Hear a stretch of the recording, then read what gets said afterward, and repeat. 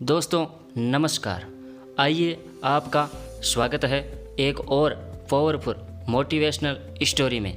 तो दोस्तों इस कहानी को सुनने के बाद आपको भी अपने जीवन में बहुत बड़ी प्रेरणा मिल सकती है। तो शुरू करते हैं आज की ये मोटिवेशनल स्टोरी। तो दोस्तों ये कहानी कुछ इस प्रकार है कि एक बार एक गांव में एक साधु रहता था जो भगवान पर बहुत ही ज़्यादा विश्वास रखता था।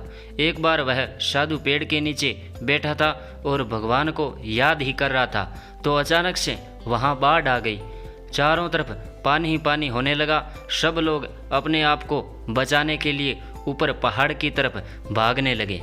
उनमें से एक आदमी ने देखा कि इस हालत में भी साधु जी भगवान की तपस्या कर रहे हैं। उसने सोचा कि ये अपने आप को बचाने के लिए कहीं जा क्यों नहीं रहे।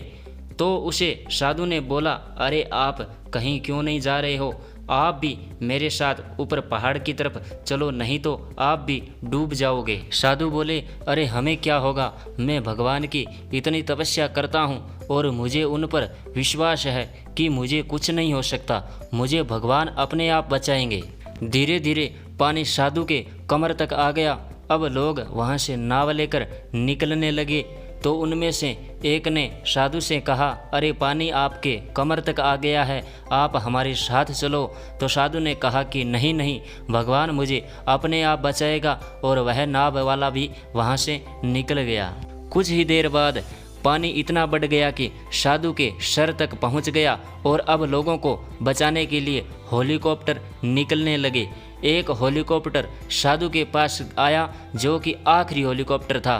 साधु के पास नीचे रस्सी फेंकी और बोला, इसे पकड़ो और ऊपर आ जाओ, नहीं आप डूब जाओगे। ये आखिरी हेलीकॉप्टर है और आपके पास दूसरा कोई रास्ता नहीं है बचने के लिए। साधु ने कहा, ये रस्सी वापस ऊपर खींच लो और आप चले जाओ, मुझे भगवान के ऊपर पूरा भरोसा है, वह मुझे बचा लेगा। पानी काफ़ी ऊपर आ गया, पेड़ डूब गया और साधु की भी डूबने से मौत हो गई। फिर मरने के बाद साधु भगवान के पास गया और बोला, हे भगवान, मैंने पूरी ज़िंदगी आपकी तपस्या की, मेरा सारा जीवन आपकी आराधना करने में लगा दिया, फिर भी इतने भरोसे के साथ इंतज़ार किया कि तुम मुझे बचाने आओगे, लेकिन वहाँ मेरी डूबकर मौत हो गई और तुम आए नहीं, ऐसा क्यों? भगवान बोले, अरे मूर्ख इंसान, एक नहीं 3 बार आया था, वो तीनों बार मैं ही तो था। पहला पैदल, दूसरा नाव के द्वारा और तीसरा हेलीकॉप्टर के द्वारा, लेकिन तुमने मेरा एक भी अवसर पहचान नहीं पाया, पता नहीं किसका इंतज़ार कर रहा था।